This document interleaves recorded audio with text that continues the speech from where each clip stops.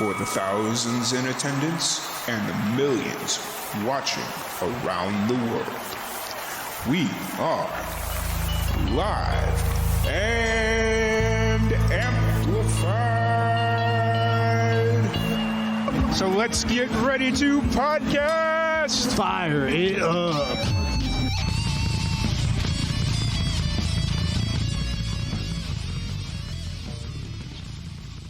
Welcome, everybody, to another live and amplified livecast. I'm your host, Tom Quiet, and we are back at it again with another amazing podcast. Today, we have a very special guest. We have Jamie of CrookedForest, or it's all one and the same, correct? Jamie, right? Am I?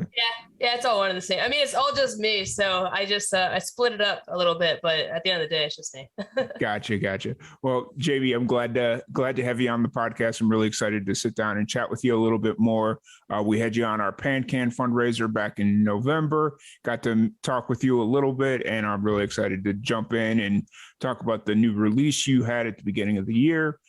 I say the beginning of the year like it was a long time ago. It was like 6 days ago. But I'm really excited to sit down and chat with you about it. So thank you for taking the time out on this. I'm only going to assume by you, because you're in Canada, it is a brisk Saturday night. Oh, man. Yeah, it's got really cold towards the end of this week. So it is it's not nice out there.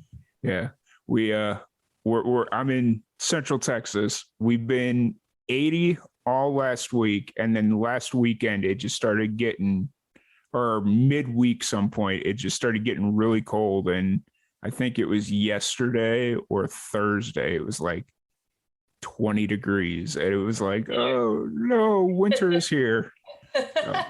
Well, you're lucky you're just getting it now, because we've been in it for a little bit, I feel. Oh, yeah, for sure.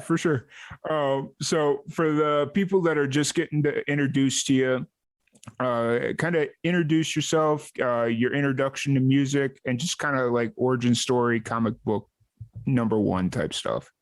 Cool. Yeah. So my name's Jamie Jacobzak, from just north of Toronto in Canada here.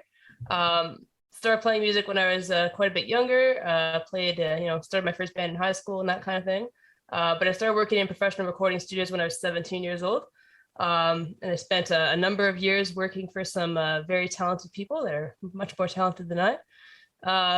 And kind of my own like original music took a back burner seat over there for a while. And just recently, with the pandemic and with everything that came along with it, I started playing music again for myself. So now I'm doing a couple different projects. I have some acoustic projects. I have some full band projects. I say full band, but it's just me playing everything. And that's kind of where we're at right now.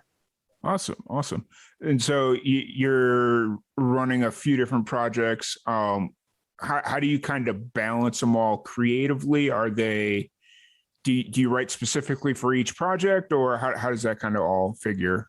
Sort of, yeah. I mean, when I was first writing new songs again, I didn't have any particular project in mind for anything. I was just writing a bunch of different stuff. And then as I started thinking about, I'm going to start releasing stuff, and then I came up with CrookedForest, and I was like, okay, I'll throw some stuff out under CrookedForest.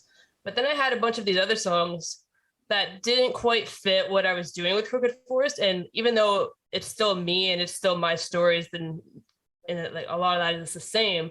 Mm-hmm. It just didn't seem to make sense to put them out under CrookedForest. It seemed like a silly thing to do. So instead I realized, okay, I have a certain amount of songs that kind of fit this different mold a little more. So I put them out under my own name. Mm-hmm. And then, right now I'm kind of working well with just those two. And I'm just getting like a little nervous that I'm going to reach a point where I'm going to be like, okay, now this doesn't quite fit CrookedForest, and it doesn't quite fit Jamie Jacobzak. So where does it belong? Yeah. And I don't know if I'm getting like too like titly about it. And it's kind of like, I don't know. It's confusing. Gotcha. And then you also do Jimmy Eat World covers, right? Are you like a cover project for that? Yeah. So that was like another offshoot project that like it didn't intend on necessarily being its own project. Before I was releasing any original music, I was like, okay, how am I going to promote myself to people that don't know me and don't know anything about me or what I like, what I sound like? Best way to do that, I think, is with cover songs of similar artists that I like, that maybe if they like this band, they might like what I do. That was the whole idea. And what I realized as I was doing that project, which I'm still doing, it's like an ongoing thing that I try to do on a semi-weekly basis, is that I was doing like a lot of Jimmy Eat World songs. I was like, okay, we're reaching a point here where this too is also getting a little extreme. But then I was like, I really want to do this though. I really want to do like every single Jimmy Eat World song that they have ever produced, like everything across the board, including everything they've covered. And I thought it was kind of interesting because I thought, okay, what I could do is spin it from my own perspective as both a fan, but also as a woman singing the same lyrics and telling those stories from my point of view. Yeah. And I thought it was just kind of a fun project. So yeah, so technically I have 3 projects, I guess, right now. Nice. Well, I mean, the Jimmy Eat World cover project, that's just more of learning covers essentially, whereas the other 2 you have to like actively create new music for it. Well, that's sort of the problem with that project is like when I first started it, I was like, okay, yeah, I can just like cover the songs, which I was like, cool, because I kind of hate practicing. I hate sitting down and be like, I got to learn how to do this new thing. But I was like, what a great way to do that is by picking songs you already enjoy. You're like, cool, this is much more enjoyable. That's how I started playing guitar. But then when I started to do it, I was like, I don't really want to do the songs the way that they recorded them. That's not going to really work for me. It's just not something I'm terribly interested in. I'm like, if you want to hear the songs the way the band recorded them, just listen to the band. Like don't listen to me then. Like, because it's not going to be nearly as good. Like, let's just be serious. Yeah. And because I love producing music, I was like, okay, what would I have done if I was in the studio with Jimmy Eat World when they were crafting these songs? What would I do differently from all these songs? So none of the covers, in my opinion, sound anything like what they've done, which hopefully is interesting for fans of the bands for something a little different, or maybe it's not at all. And I get really worried when I put something out. I'm like, man, people are gonna hate this. Yeah. So you're basically reimagining, right? Yeah, that's the word I want to use. Totally, no, that's really cool because it kind of gives it your own flavor. Like you're paying homage to a band, but by giving it your own flavor. I mean, that's totally what I'm doing. But like sometimes I feel like it's kind of a cop out for me because it's just like then I don't have to strain my vocal to try to hit those notes the way that they hit them. I don't have to learn all those lines the way they play them. Yeah, it happens. It's all good. So you got the 3 projects going on. Let's take a step back a little bit about who originally introduced you to music. That's kind of hard to say. I guess it would just be it would be my family, I guess. But it wasn't like in a direct way. Like I don't come from a family that's necessarily like all about music in that, like no one else in my family plays music. But music has always been around. It's always been playing. My dad was really he's got a huge record collection. So he'd always be putting stuff on at any random point of the day. So I'd like kind of just take it in that way. Yeah. But it wasn't really until I like started getting into more modern rock and punk rock that I was like, okay, this is something I'm directly in some way interested in learning about. And it's funny if you hear what my siblings all listen to versus what I generally listen to. I mean, we all kind of listen to a bit of everything, but they listen to totally drastically different stuff than I do. And it's just like, it's all over the place. Nice. Since we're kind of on that topic of conversation, outside of Jimmy Eat World, who are some of the other bands you're listening to for influence? I jump around a lot, I find, but I kind of always settle back into like a lot of my favorites are bands like Sum 41 and like Trouble Charger, Blink-182, the pre-Matt Skiba days, stuff like that. But I really jump around a lot. Like I love the Eagles and the Rolling Stones, and again, because of just like my dad's influence, I think I listen to stuff from all the way from the 50s straight forward to I love like bands like Sam Roberts Band. They do lots of great stuff these days, and lots of other like Canadian bands like Colorado was a great band when they were still active. All over the place, all over that.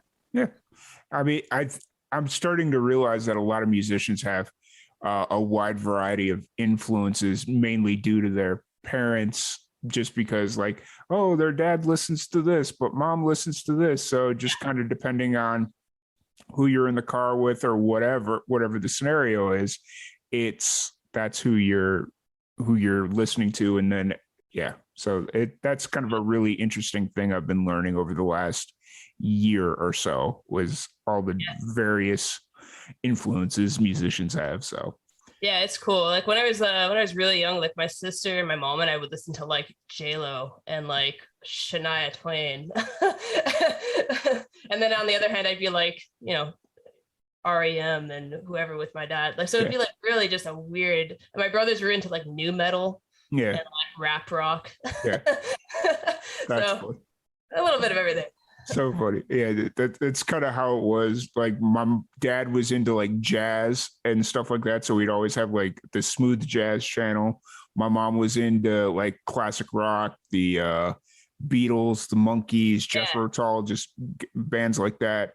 And then I'd go hang out with my buddy and go with his parents' places. And his dad was into like all the alt rock stuff, like Cypress Hill, and just like old school heavy metal, and then like alt rock, which was really cool. And then his mom was like really into pop rock, so like um Maroon 5, just Oh stuff yeah, like totally. that. And so it was like, all right, I'm just getting the whole gamut of music here. So Everything. Yeah, no, it's awesome. It's the best way, really, because it really just comes down to like your mood more than yeah, anything. Like sometimes, only Motown will do. yeah. Like nothing else will do.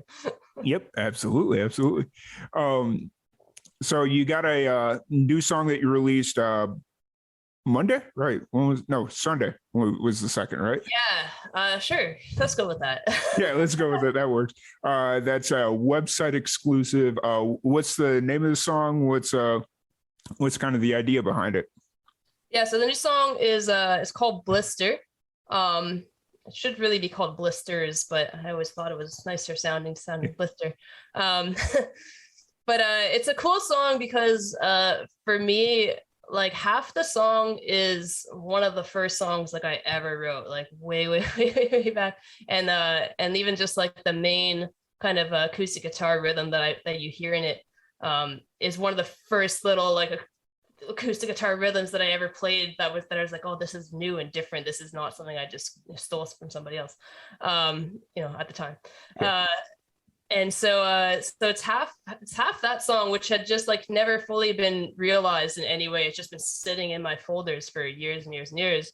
And then in 2020, I ended up pulling it out, and I was like, okay, I'm going to try to finish this one finally.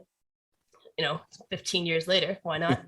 And I ended up writing a lot about, at least what it inspired a lot of what I was writing in it is the Black Lives Matter movement and the death of George Floyd specifically, and everything that kind of transpired after that moment. Because it was very like, it was insane. You remember, I'm sure, watching it on the news. Like I had CNN on like every single day. That was my birthday weekend. Oh no.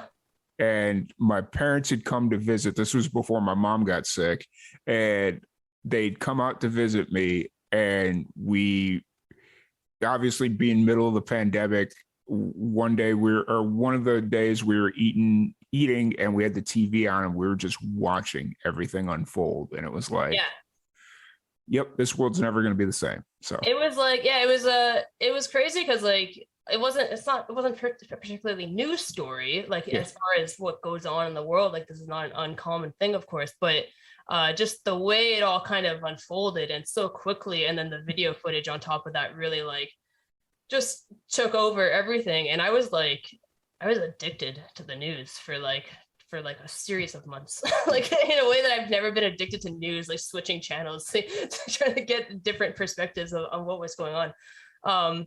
Because it was weird, because like with all that going on, then people started doing like protests in Toronto and everywhere else in the world, but it was COVID, so it's like I can't go anywhere. I can, but like I'm trying to follow the health protocols at the same time. So I was just watching it. I was like, this feels really crappy that all I can do is watch this go down. So I didn't know in any way like what to do, but I was like, I gotta learn more about what's going on with this stuff, because I feel like I'm just like way behind the times somehow.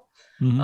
Anyway, so that's really what inspired the rest of that track. And then I was really super excited when a friend from college, Michael Chan, he said he wanted to play guitar on it, and I was like, wicked, because I was just, as much as I love doing all the different parts for stuff, it's like, come on, someone else take this for a minute. And it's just more exciting to see because he came up with some great parts that I would have never come up with for this song. When you're too close to it, you're too close to it. And then a new friend of mine who also drummed on Wasted Time, drummed on Blister. So it ended up being my first kind of more of a fuller collaborative effort in a very long time. So it's a really special song to me, just because of the whole way it came about. So I'm really excited for people to hear it. And yeah, you can only hear it on my website for now. For now. Yeah. Gotcha. So you'd mentioned that you had started working on this about 15 years ago, and then with the pandemic and everything with George Floyd unfolding, that was kind of the catalyst to bring it back out, or had you already started working on it before everything kind of? Well, yeah, no, it came out, I guess it would have been in the summer, so after it was all kind of unfolding. Yeah, because I wasn't even thinking about touching that song for the same reason that I wasn't doing anything under Jamie Jacobs Act for a while, because I was like, this is going to go into like a folk category or something. So I didn't have a place for it. I didn't have a place for it until when we just finished it, just a month ago or something like that. And how's the how did it feel going back to revisit something that you wrote or started working on so long ago? It was it's really funny to do that, and it's kind of again spiraled me into this weird terrible thing where I say terrible, it's not that bad, where I'm doing this with a lot of songs now, because I have like so many other old songs that just never saw the light of day, just because of like when I had my first band, we weren't promoting stuff on the internet the way we are now. Like it's just not, it wasn't a thing. So I'm doing this with a lot of older songs now. And on the one hand, sometimes I read something and I'm like, dude, like what's going on in your little head back then? Yeah. And some of it is just right awful. Just some of the worst writing I've ever seen. Yeah. But on the other hand, some of it I'm like, that's not bad. Like you were doing okay. Like that's pretty good. And so it's been actually a lot of fun to revisit stuff. And I'm trying, for whatever reason, I'm trying as much as possible to keep the bulk of the way it was written back then, the way it was, because I'm just trying to I'm doing like this weird thing. It's like a project for myself where I'm like, because I never had the chance or the opportunity, or I never gave myself the opportunity to record these songs back then, I go back into it's like I play this weird game with myself. And this is how you know I've been spending too much time alone at home. Where I'm like, what would I have done if I was tracking this and I was still 17 when I wrote it? So I'm playing this weird, going back into time thing. And I'm trying to maintain that. And I'm working also right now just on this note. My first band was called the Big Dumb Rocket Ship. Okay. We were a punk rock band. It's kind of like Taking Back Sunday meets Blink-182 meets Jimmy Eat World. Yeah. And I have a bunch of these old songs that we used to play live, and I have all the lyrics still and everything. And I have a live CD that I have not brought myself to listen to. I kind of refuse right now because I know it sucks. I know it sucks so hard. But so I've started retracking the songs to the best of my recollection now. Okay.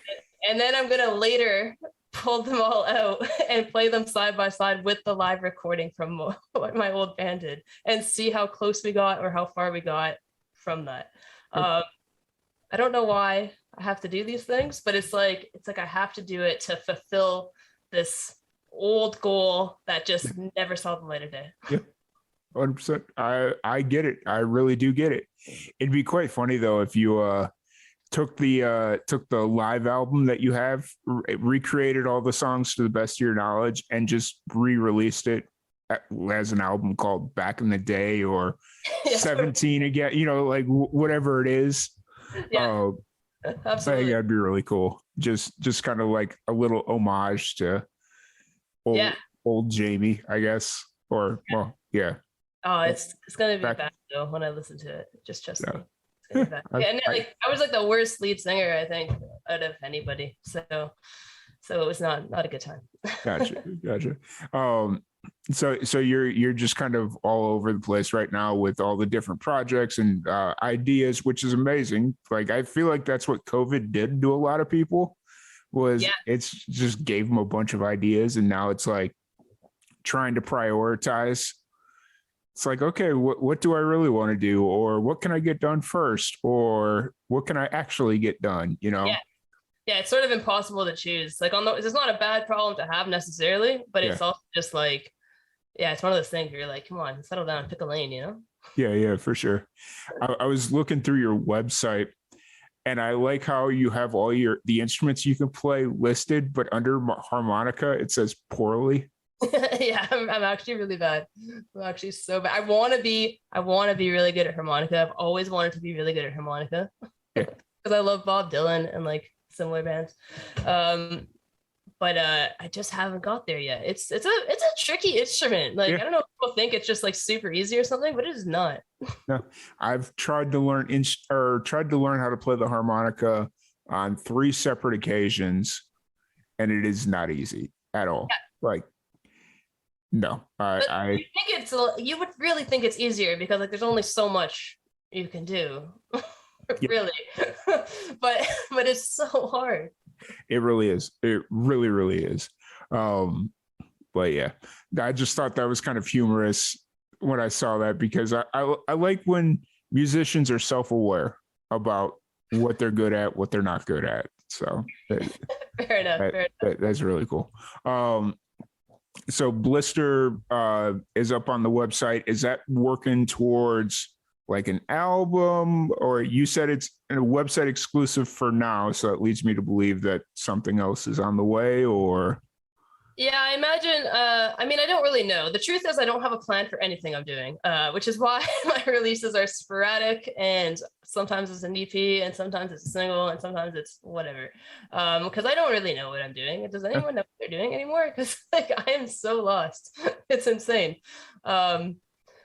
So I imagine at some point, it'll find a home in a collection of things. This is what I'm envisioning for it. But it hasn't found that home just yet. Gotcha.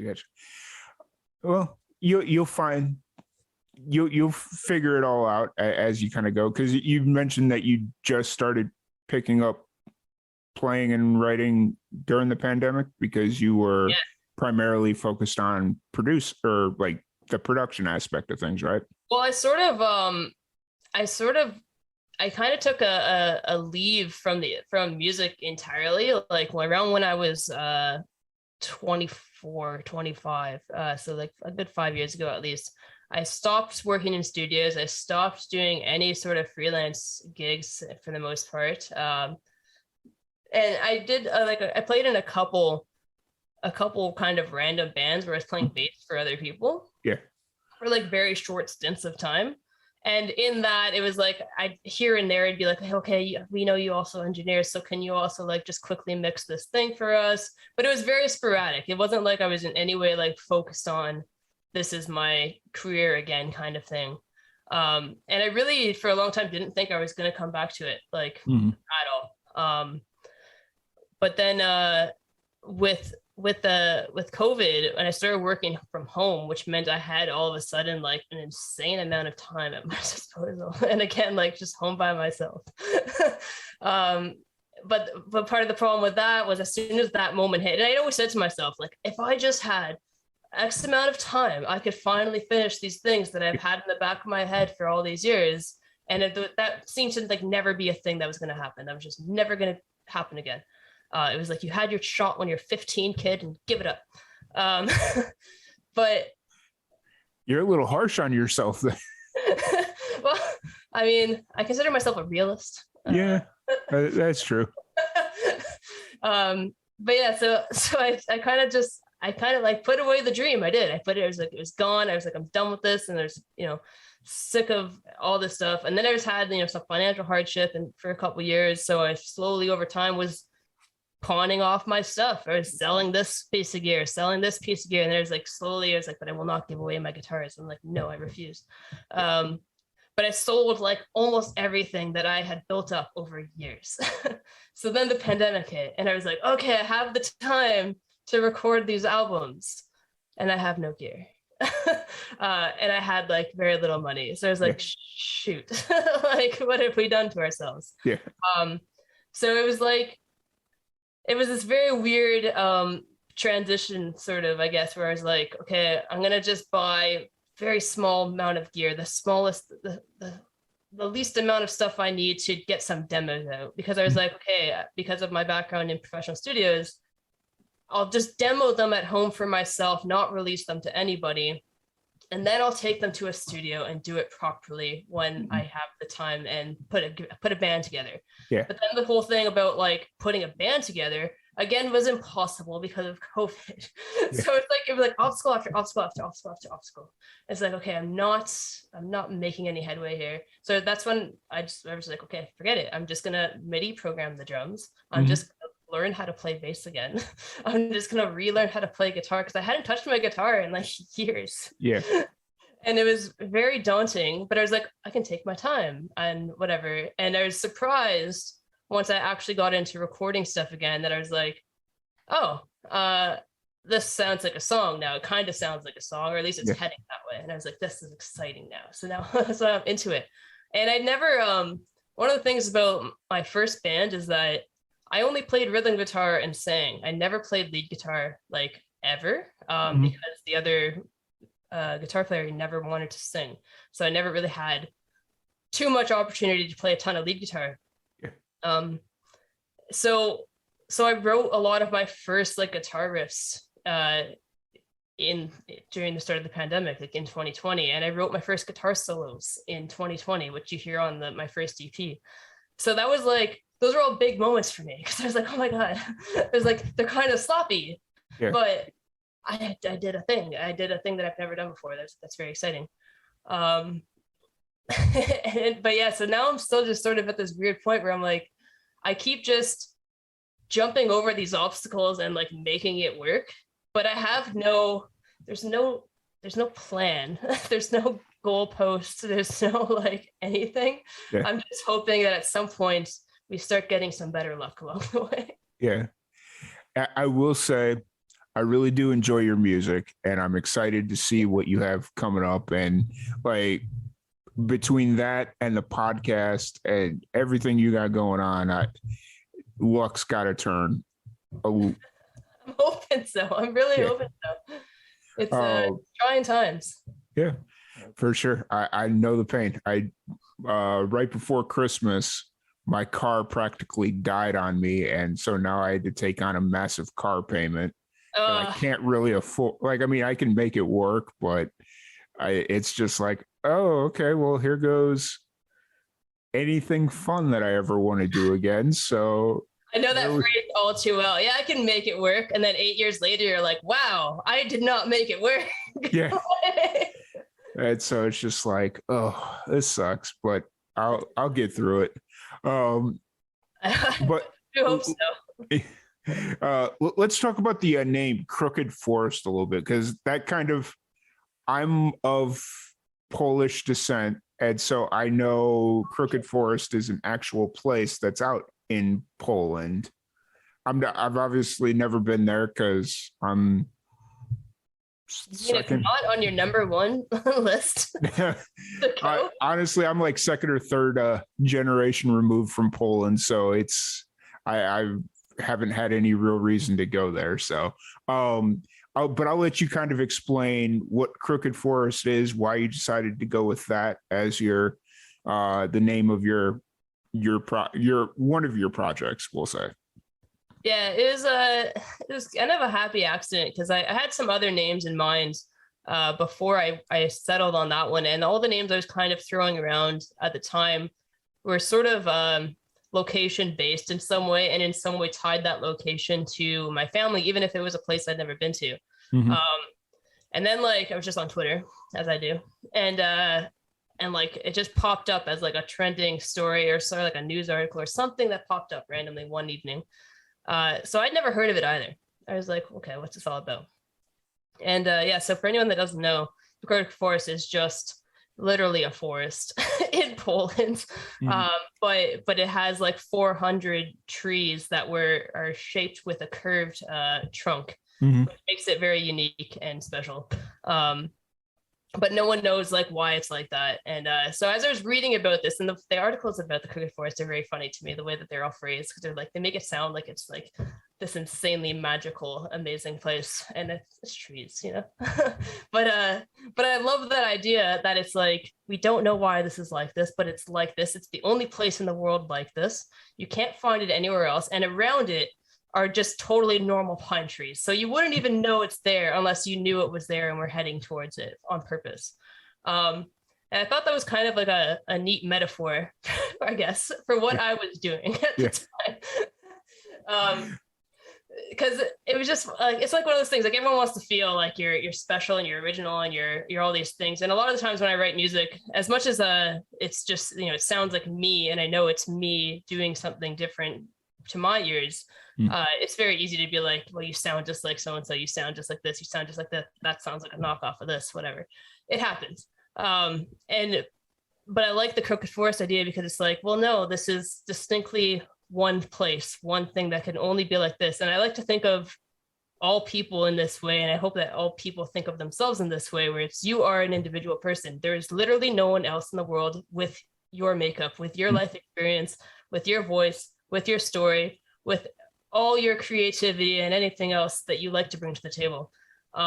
So it was a nice way for me to combine that idea with the music, but also because it's based in Poland, I was like, that's just a happy accident, like, because I'm Polish Canadian. And I'm only half Polish, just so very clear. But it's like, when you grow up in Canada, it's always like you're trying to find like kind of tether yourself to somewhere else that's like unless you're full blown Canadian. You're always like, no, well, I'm this and Canadian. So I've always had a strong desire to be more Polish, I guess. It's just the way to look at it. And I'm hoping one day to go there and to check it out and see what it's all about and see if it feels weird to be there and all mysterious and creepy. But yeah, that's how the name kind of came about. And it's just a bunch of happy accidents, just like the trees, I'm sure. Yeah, for sure. It's, I too find myself wanting to accentuate the Polish side of my family, although it is probably only 30 some odd percent. I don't know how they figure all that out, but you know, it is what it is. But I know I probably got some like second or third cousins out there, because my grandpa had a brother or a uncle or something that still lives out there. Well, not still, but you know.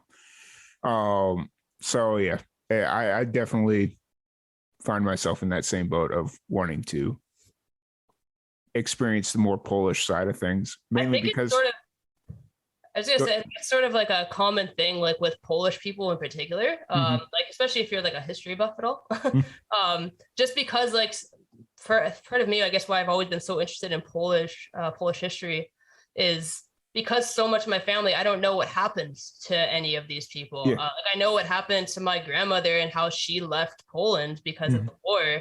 And I know about how like certain very particular people in my family got out of Poland. But for the most part, I don't know anything about my Polish relatives because something happened. Like, so again, it's a mystery. Yeah, for sure. And I think for me, it's more of, I can't bring myself to forgive the German side of my family. Oh, so you've got both. Yes. Yes. So it's just kind of like, I'm gonna go Polish. They got better food. Polish got better food. I'm gonna just say it. I believe that. I would say that. I mean, I'm just saying, anytime I go to a hot dog street vendor, I get the Polish one and not the German one. Yeah. Oh yeah, for sure. So I did just want to bring that up because it was kind of an interesting, when I was kind of reading through your website about how the Crooked Forest name for your band came up. I was like, oh yeah, I do. And when I saw that, I was like, oh yeah, there is a place in Poland that has this, because I remember back in my sophomore year of high school or something, I was reading an article about interesting places to go visit in the world, and I about 98% sure the Crooked Forest was one of those places. Yeah, that's interesting. What also really makes me want to go there is I get really worried about like with more, I mean, I don't know how popular it is with tourists. I can't imagine it's one of the most popular places in the world. But I met like over time, it's like I can go to any destination, then it's like things start to erode, things get damaged from people being there. So I get nervous that I'm like, man, I'm gonna miss out on seeing a very like strange, unique thing. Yeah. Yeah.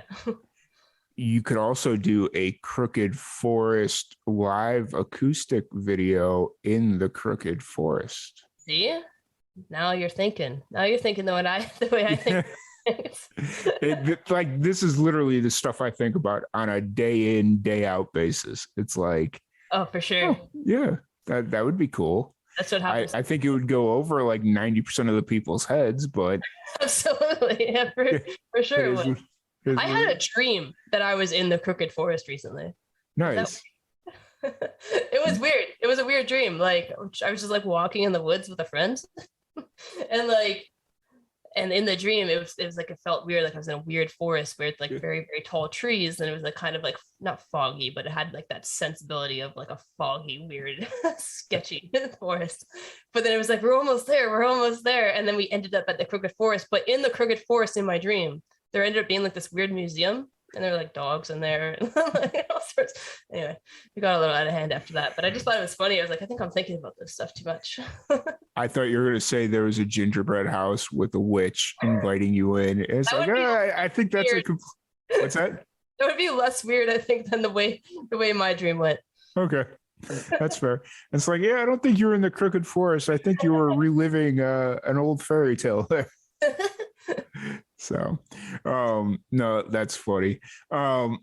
So Crooked Forest, you're just kind of now that the song's out, you're just kind of regrouping and figuring out what the next move is, or what's kind of the thoughts about the next few months. Yeah, I'm really not sure. Okay. We're back under restrictions again here, which is great. It's not great. I don't know. Like it's not like I can do anything really anyways.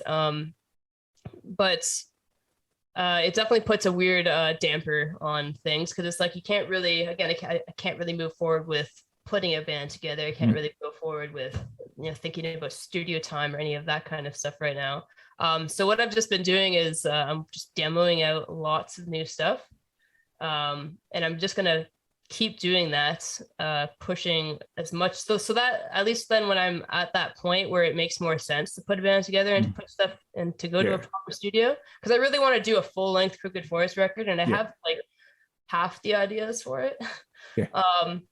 But I was like, okay, maybe if I can just kind of pull together 15 songs so I can decide from there, it'll make that transition a little more seamless. Otherwise, like I'll just get carried away again. So I'm doing that, and that's kind of keeping me pretty occupied. I'm trying to do more like live stream shows and get more of those, just because that's the only way to really get any sort of exposure for me right now. Sure. So it's all like acoustic stuff. And then just working on the Jimmy Eat World cover band project, which is all encompassing, and there's a lot more songs to go. So it's like there's no shortage of stuff for me to be recording right now, which is great. I'm just I'm getting to a point now with my little home studio setup where it's just not cutting it for me anymore. It was great and fun for the first 2 years of the pandemic, but it's like you're going into year 3 or whatever now. That's so messed up that it's year 3 already. It's like it's insane. It's actually insane, and like I just feel like I spend all my time in this room, like almost all my time, especially right now because it's winter, so it's like I don't like going outside right now. And it's hard to like get excited about anything. It's hard to like just get yourself motivated because it's like freezing and everything is just terrible and closed. They just finally started letting us come back into the office for work, and so now it's just like when I'm home, it feels like I'm actually home and not just at work. At least that's kind of nice, right? Like I kind of I'm in this terrible spot now where it's like now I've been home for so long. So I quit my job last summer, and I say quit, but it was like a very complicated situation and it was not ideal.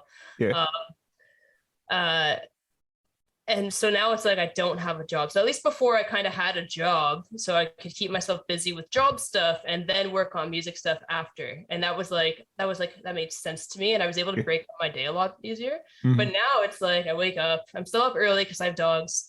And I kind of deal with them in the morning, but then it's just like, okay, what time do I want to start tracking something again? Yeah. And it's just very like, I don't know, like it's just really hard to get in the mood to do literally anything when you've been home this long. Yep. like I don't know, but at the same time, it's like, okay, I really need a job, and I've been job hunting like crazy. Like I've been pushing out to everywhere. Like I'm hoping to God McDonald's gets back to me. Like I'm really hurting right now. Yeah.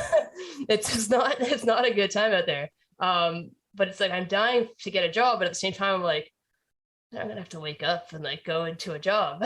Yeah. I'm gonna have the opposite problem where I'm gonna be like, oh, Monday again. Yeah, I got you. No, that makes sense. It's hard out there, and it's like I kind of found myself in that same position where it's like, oh, hey, I got the weekend. I need to get up and do something for the podcast or do something for Live and Amplified, or I need to start working on this. Like the radio show that we've ran reruns for the last month because I've been too lazy to cut a new episode. And so I just send the guy, I'm like, hey, we're going to rerun this. He's like, you sure? And I'm like, yeah, it's evergreen. We'll be fine. It's fine. No problem. And now we've gotten to the point where we've had somebody emailed us the other day, was like, hey, I think this show accidentally ran again and it wasn't supposed to. And I'm like, you're like, oh no. Crap. All right, now I got to get a new show done. So it is what it is. It's tough right now. But I know that pain. But at least you got a lot of options out there, and hopefully you can get the job, because it sucks having to have that financial stability at this point in the game. But it's just a fact of life, I guess, at this point, right? Yeah, I mean, as much as I complain, and boy do I ever, like there's so many people that I know that have been in way worse situations than I'm in right now. So it's like I'm trying to just. It sucks when you have to justify things in your life in that way, when you're like, well, I could be in this predicament instead. Yeah. This would be much worse. It's like, yeah, it doesn't really help right now, but it's like, okay, good to check yourself, I guess, in that way. Yeah, for sure. Yeah, I'm hoping for many of us, things will start to go back to some semblance of normalcy, because this is just weird. Like, I genuinely don't know what to do with myself half the time, and it's very confusing. Yep. I was 100% agreed. But let's jump into the podcast a little bit, because your podcast, Sidebar, right? That's the full name of it. For some reason, I thought there was like a whole nother title section behind it. You've got a few episodes out. I haven't had a chance to listen to your most recent episode about the your experiences with a PR agent and stuff of that nature, but I really enjoyed specifically the Travis Scott when the whole Astro World. Well, I think we talked about this during the Bandcamp thing a little bit, but for whatever reason, just the way you put it together, I thought that was a really cool concept. Now, obviously, you can't continually do that, because then you're kind of waiting for situations to arise on a weekly basis, which during the pandemic probably isn't going to happen that frequently. No, nor do I really want it to. That was a rough one. Yeah, for sure. But what was the original idea for the podcast, and what did you kind of decide to start it? I think, I mean, one of the main thing that really pushed me into doing it was I was finding myself like doing a lot of like kind of videos which would get a little lengthy, and I was like, okay, just because it's like I don't always know when to stop, and then I get like sidetracked and I get confused about where I left off, and it ends up being a 2-hour video for some reason. It's like, this does not need to happen. Yeah. But the reason I was doing any sort of videos was because I was like, okay, I have a bunch of music and stuff that I want to talk about and show people, but it's like I also want to talk about my experiences in the industry myself, because one of the things I noticed, like tons of different artists of all calibers were starting podcasts and stuff when the pandemic hit, because for the same reasons that I ended up being it, where it's like, I got some time and it's free. So So I was like, okay, this is great. I'm all for everybody doing all this stuff, and like most people have like really good podcasts. But what I was constantly finding, and something I've regularly found in my experience in the music industry, is that I've never really come across people that have my specific kind of set of experiences, and which is to say, there's not very many women speaking out about this stuff. And part of that is out of a fear thing that they're going to lose their jobs, they're going to get called out, they get a lot of harassment. But I was like, I have nothing to lose because I don't work in the industry right now in a professional manner. So I have nothing to lose. I can just share all these old stories I have, and I have a lot. So it was partially because I wanted to bring my own perspective to the table, just to fill that kind of gap a little bit more. And continue to make that push for more women's voices in music. And I was also hoping, like, at some point down the line that I can again bring in other people and their voices and their experiences, because my voice and my experience is not the be all end all by any means. Trust me. But then again, because of just the circumstances and just getting things rolling, I was like, well, why are people going to want to be part of this? What's going to make this podcast a little different, I guess, than some of the other ones that are going out, aside from the fact that it's me. And I guess I was like, okay, I want to talk about some of these things going on in the news, some of the stuff that's happening that's topical. But like Twitter's not a great platform for it. No. And blogging it sort of works on a blog atmosphere, but I was like, do I want that to be on my whole life on my blog? Not really. So it seemed like a nice, easy way for me to be able to spend that time to talk about things from my perspective as they come up, and to offer my perspective on it in a way that also people can understand a little better. Because one of the problems I have with Twitter, as everybody does, is that so many people have like very poor reading comprehension, or it's just genuinely not clear because I'm being sarcastic, and that's like, there's no sarcasm font, as I think Pat said recently.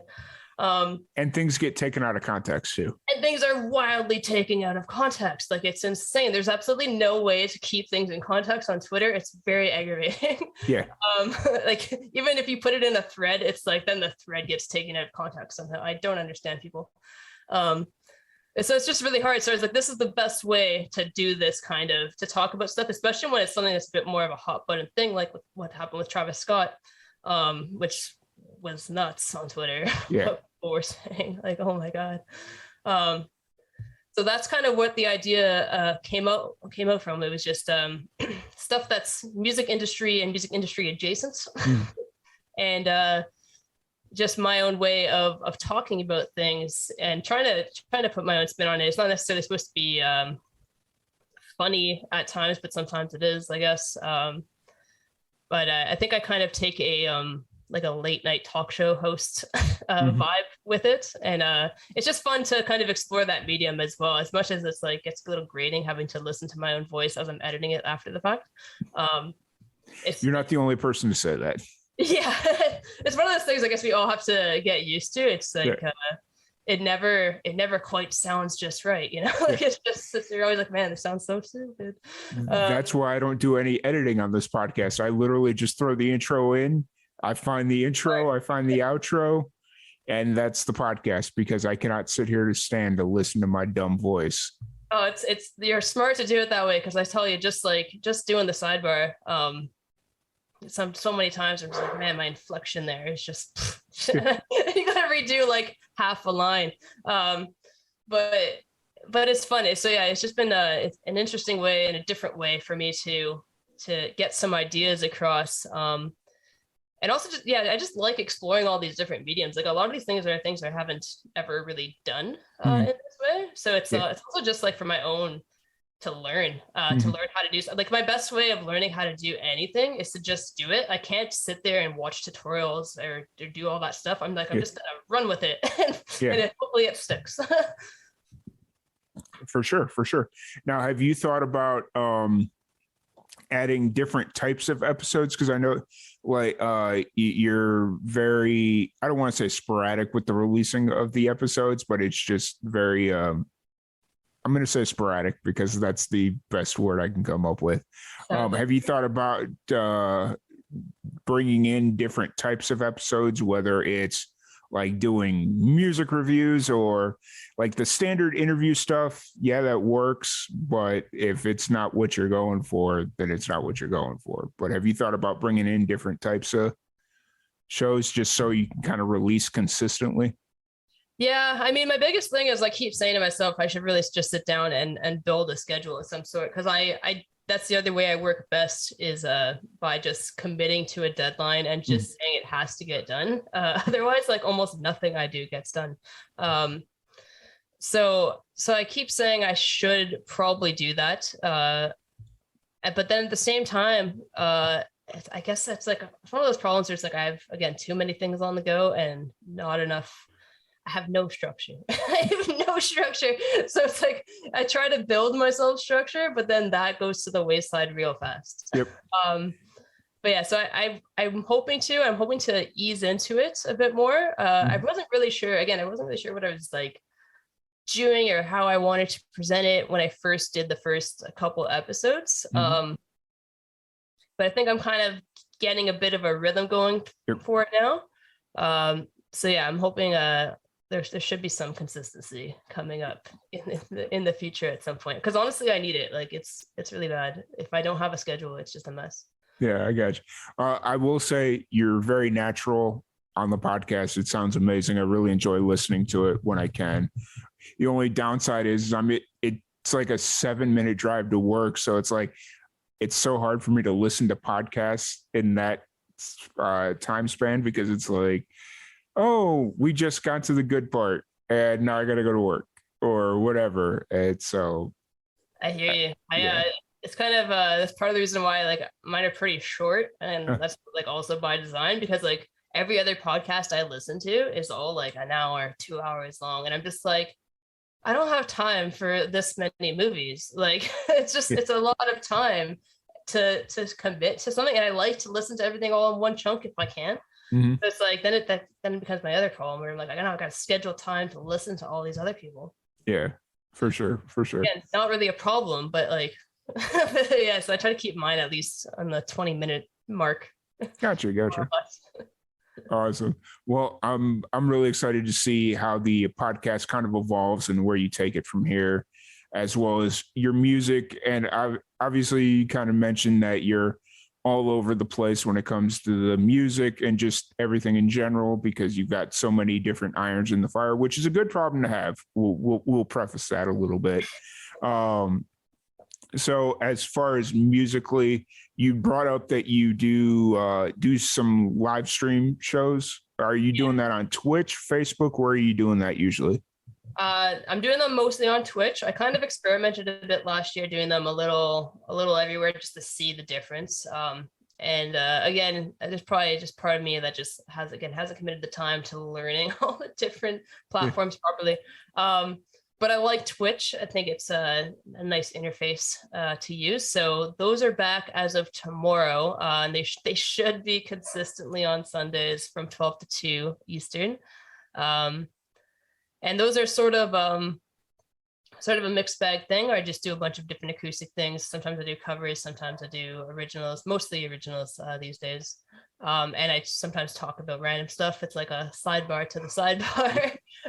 Really just depends on my mood more than anything. Because I don't make an agenda for it. I keep saying I'm going to do that too, and it just doesn't make sense to right now. And I do a couple things on like sessions live as well. So sometimes I do like music festival slots, which are pretty quick on sessions live if anyone's on there. But yeah, I'm hoping to do a lot more of those. I'm going to also try to do a once a month Jimmy Eat World cover song Twitch stream, just again to separate it from the other ones. Yeah. But yeah, I'm just kind of trying to do as much as I can from the confines of my bedroom here, and see how much attention we can kind of get onto things going forward. Yeah, for sure. It sucks that you guys are back on. I'm not going to say lockdown, just mandates, right? Mandates and restrictions. It's that kind of what it is. Yeah, it's but like a lot of things. I mean, I mean, a lot of things are closed, so it's it definitely feels it feels more restrictive than they make it sound sometimes, for sure. Yeah, Uh, gotcha. but yeah, we're back on that, and I imagine we will be until at least like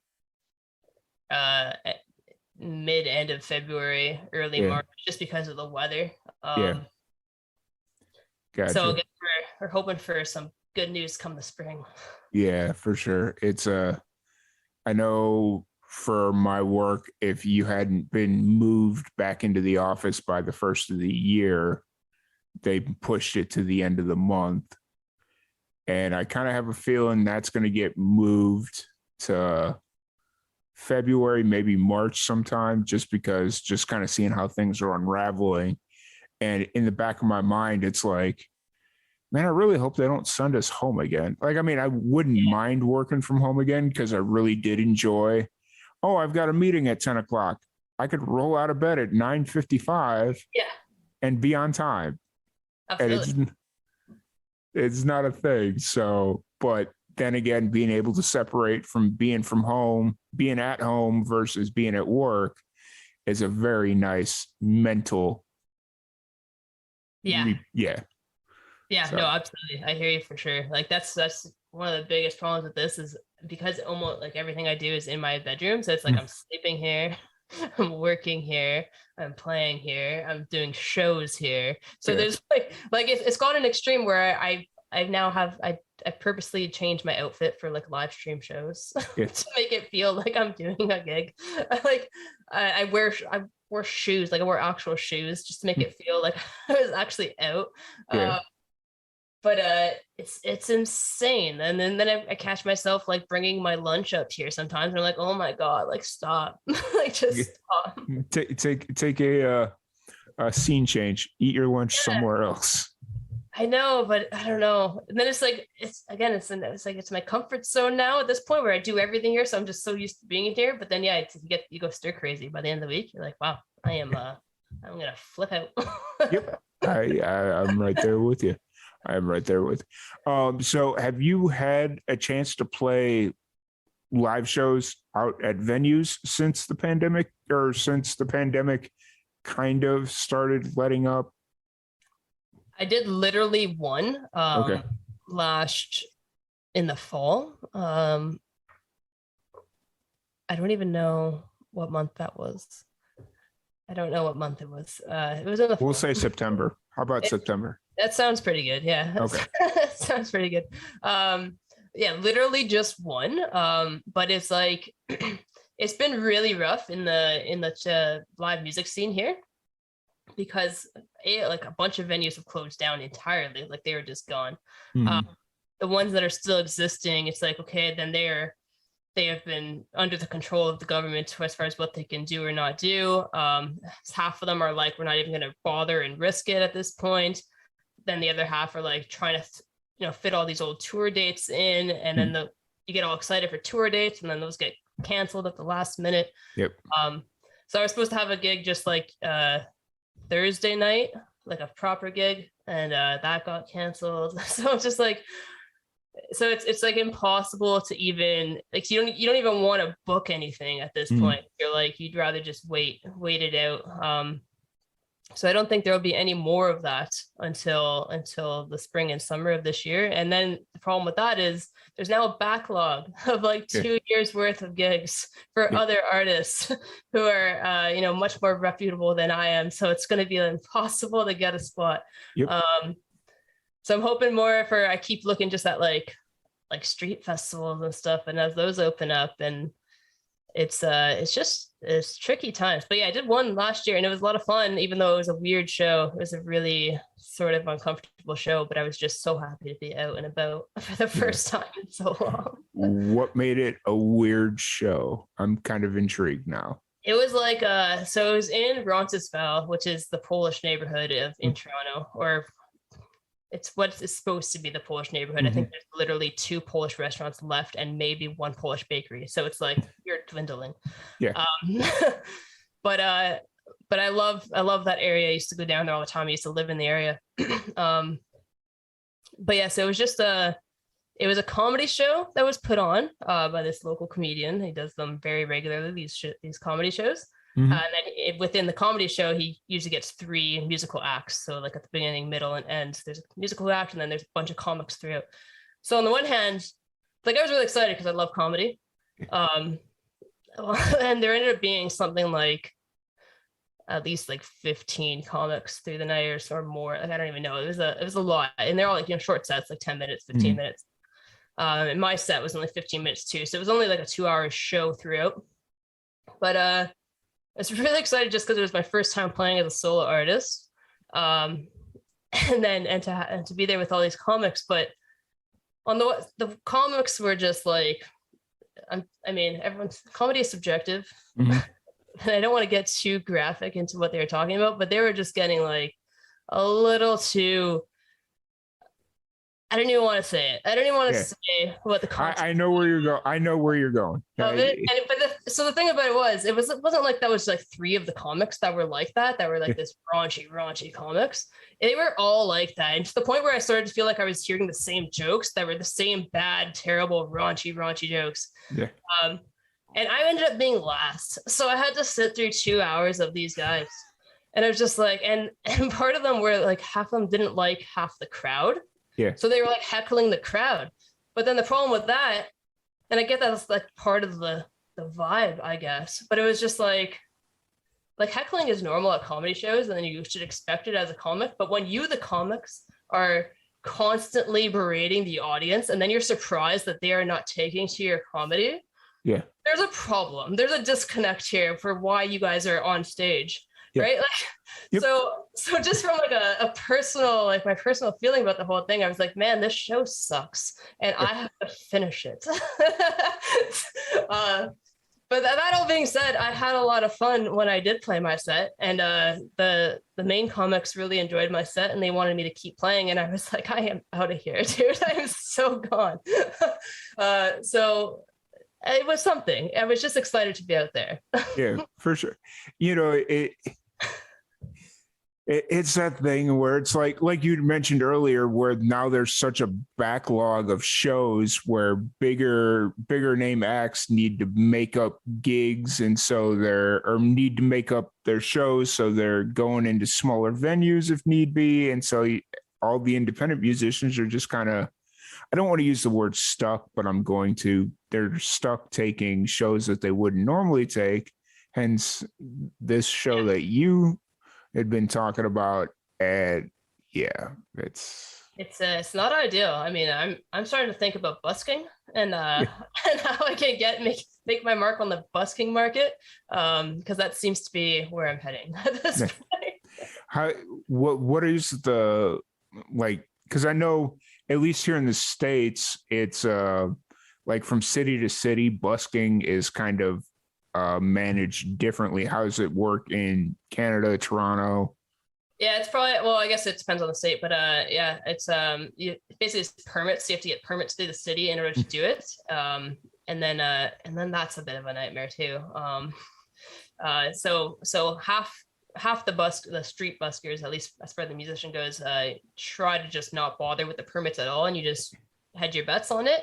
But it's amazing how many government employees are around just trying to get you to stop busking in the city. It's not very well received. And the people that have been doing it, have been doing it for years. So it's like all the same people. Like even this market, like even the busking market is saturated. I mean, they're like where I grew up in Chicago, I know you had to get permits if you were on city property, mainly like the city like I grew up in Chicago, and so like all the trains and stuff, you had to have like permits to play in the train, not tunnels, but like by the trains where they get on. I can't think of what it's called. Like by the station and stuff. The station, like if you want to play by the station and stuff, you needed to have a permit. But other than that, a lot of the other places, they say you need permits, but it's just kind of like you're going to play, and then if you're not supposed to be playing there, they're going to tell you to leave. Like that's pretty much it. That's pretty much what it comes down to. So at least that should work to my benefit if I just have my acoustic guitar and I'm like, sure, I'll just take a walk over to this park instead.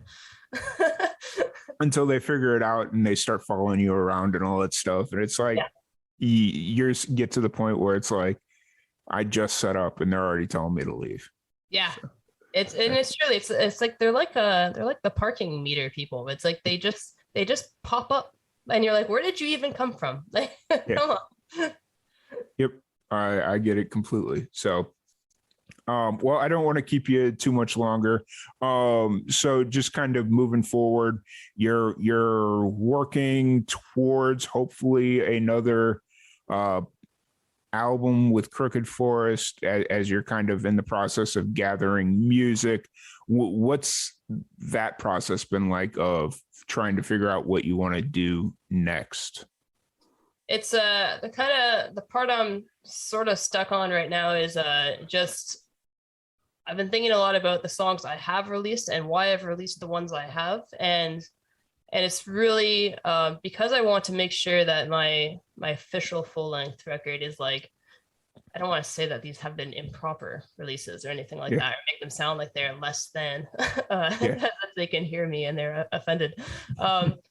But I'd really like to have a really nice, polished, so to speak, studio recording of everything and do it properly with live drums. And because I'm just, MIDI drums, they're fine, but they're not a live drum room. And there's a big thing. That's like the biggest thing I think that is missing from my heart and soul these days. So I'd really like to do that, but more important than even the production quality of everything is what I want to narrow down the most important stories to tell for me for my debut. Like what do I think needs to be said right now, or what do I really want to kind of put away? Because it's the nice part about releasing these songs out into the world that's different than just writing and finishing them and having them sit on a hard drive, is it really does feel like a weight off your shoulders when you're like, someone else can take this and like it or not like it, or just take it in. And for some reason that feels very cathartic to me. Even if they never say anything to me about it, it's just knowing that it's been said and it's out there and it's out loud. But yeah, the biggest thing is just kind of deciding what are those critical stories for me personally right now that I really, there's a reason that I don't have the songs decided on right now. Like there's got to be some sort of cohesiveness to them as well. But it's just at the end of the day, it's what do I want to tell the world? And if this is the very first thing they ever hear from me, which it might be for very many people, what do I want them to think and say by the time it's all done? Yeah, for sure. One side tangent before we kind of wrap this up. I really appreciate the fact that you said you prefer live drums instead of using a MIDI, because I remember the first experience I had with a band that decided, or when we first started doing Live and Amplified, I was living out in Roswell, New Mexico. There was a band that we worked with early on. They had never recorded anything in a studio. And after we worked with them a little bit, they went up to a studio and recorded. Well, the engineer thought he knew best, told the drummer, hey, you don't have to worry about coming in. I'm going to just MIDI the drums in myself. And unbeknownst to me, I didn't know this whole story. I didn't know this whole thing happened. And they're like, hey, man, new album's out. If you want to listen to it, here's a copy. And so I'm listening to it. And after I get done listening to it, I called the drummer because he was the one that I knew the best out of the group. It's like, hey, man, really like the music, but what's going on with the drums here? They sound lifeless and too pristine, because the way he plays a little bit more inconsistent is the word I will use. And I was just like, hey, man, what's going on here? He's like, oh, that's not me on the drums. And I'm like, wait, what? He's like, yeah, they just pre-programmed the drums and they're using a MIDI. And I'm like, that sucks. That is the worst. Also, like, man, I would never be okay with that if I was a drummer. I feel I'd be like, oh, thank you. Yeah. Well, like, it was one of those things where they were paid all this money to go to the studio, and the studio engineer, producer, whoever it was like, no, I can do it better. See, I hate engineers like that. And there's so many of them. There's too many of them, to be honest. Because there's also like so many engineers and so many stories I've heard of, like say like the bassist comes in, just tracks his bass, and then later the engineer will go and like retrack the bass.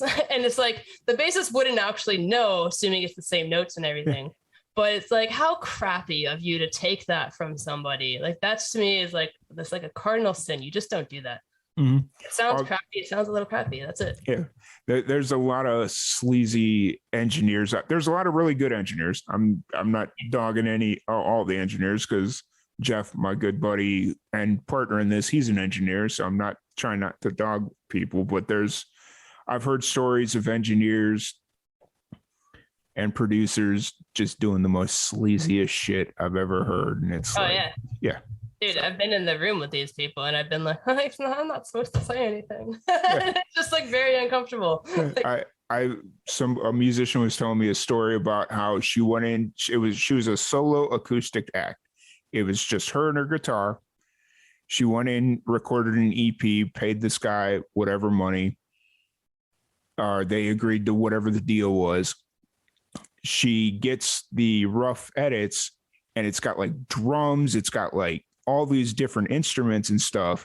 And she's like, oh, wow, where'd you get or like, what'd you do? He's like, oh, well, I just think, and came up with this whole story. And when it came time to square up, it was like 5 times more than what they agreed to. And he refused to give her the masters until she paid. And it's like, no, just take it back to the acoustic, what we agreed to. I don't need all this extra stuff. And he's like, nope, I can't do that. Yeah. He's like, nope, I can't do that. So pay me or don't get your music. And it's like, no, you're a sleazeball for that one. So that's brutal. I don't know. I can't understand those types of engineers and stuff because I've just never been that person. Like I've always 100% put like almost all the decision making into the hands of the artist I was working with. Because it's just, because to me, I'm like, if I'm here paying for studio time, then it's my project, it's my vision at the end of the day. So it's like you might be co-producing or whatever you think you're doing, but it's not your music, it's not your art. So you can't go and arbitrarily make all these decisions. And like I don't understand producers that are so like, no, yeah, you should definitely do it this way. You should trust me because of all my years of worldly experience. Like I've never even worked for producers that were like that. And these are like known producers and not like whatever. So I just don't get people that I hate when people just do that, man. It just bugs me. I'm in the same boat. I'm right there with you. But just kind of to wrap this whole thing up, I want to thank you for jumping on here and sitting down and chatting, and hopefully we can get you back on later on down the road as things hopefully start opening back up here real soon and shows start happening, and you kind of get back into the studio, a proper studio, and recording your album and all that fun stuff. But just kind of walking to the end, what's the plan for the next 90 days or so? Oof, that's a tough one. Was that the hardest question I've asked all night? It might have been, yeah. I don't really think that far ahead. Fair. I guess that's fair. No, yeah, the plan is definitely I'm gonna get back into the Twitch streams. We're doing that. I'm trying to do more. I want to at some point get better at live streaming some of the sessions I'm doing in a bit more to give people more of that the kind of inside look or whatever of what I'm doing and why I'm doing it. Because again, I know there's tons of people that do this stuff on the internet that are like, here, learn how to use this reverb. But I find them very like, I don't like the way people show this stuff. Yeah. Because I find like so few of them are showing them like in a songwriting context of like starting from nothing and building to something. So I'd really like to start doing more of that too. And again, this is just like, I have way too many ideas and too many free days right now. So hopefully I start doing that a little bit. But again, it's all in the name of just like having different unique ways of showcasing what I do, what I'm up to. Because I feel like if I exclusively did, a Sunday Twitch stream or exclusively did a podcast, like that, people would tire of me, or I would tire of me doing that. So yeah, that's kind of the plan. But yeah, just live stream shows, and I'm going to release more music. I'm sure of it, even if they're just like demo cuts on the website and stuff like that. And yeah, just work towards at some point, again, I got to put a band together. I got to get some stuff rolling properly here. Again, I love it's really fun that when you're able to like do stuff on your own, but it's a whole other animal to do it with other people. So I'd really like to do a bit more collaborating. Yeah, for sure. It's a whole different thing when you're trying to incorporate a band into live shows and Totally all that stuff. Because then it's like 5 different schedules or how many ever different people you have in the band. Yeah, it's a whole I'm a little terrified for that part because that's the other nice part where it's just like, am I free tomorrow at noon? I am. Great. Yeah. I don't have to check with anybody, which is great. For sure. But once again, thank you so much for joining us. If anybody wants to check out the blister or anything else you got going on, or the Twitch live streams, where's the best place to get all that information? Best place is to go to my website directly at www.crookedforest.ca, and through there you can find all my social media channels and everywhere else that you might find content. Awesome. Well, once again, thank you so much for jumping on here and chatting with us tonight. I know we'd been trying for a little bit to get the podcast, like a full-length podcast, up and running, but I'm glad we finally got you on here, and hopefully we'll have you back on later in the year and talking about a whole brand new project for you. Hopefully, yeah. Thanks so much for having me. It was a lot of fun. Yeah, absolutely. Once again, thank you everybody for joining us, and we will catch you all later. Cool. We are